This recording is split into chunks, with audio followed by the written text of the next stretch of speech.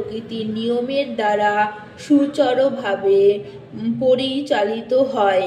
পরবর্তী জীবনে কে কী রকম দেহপ্রাপ্ত হবে তা নির্ধারিত হবার পরেই মানুষ মৃত্যুবরণ করে।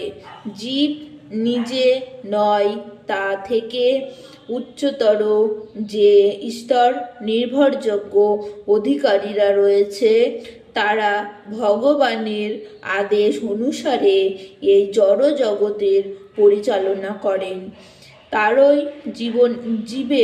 তারাই জীবের কর্ম অনুসারে তাদের ভবিষ্যৎ নির্ধারণ করে। আমাদের এই জীবের কর্ম অনুসারে আমরা ঊর্ধ্বলোকে উন্নীত হয় অথবা নিম্নলোকে পতিত হয়। এইভাবে প্রতিটি জীবন তার পরিবর্তিত জীবের প্রস্তুতির কর্মক্ষেত্র।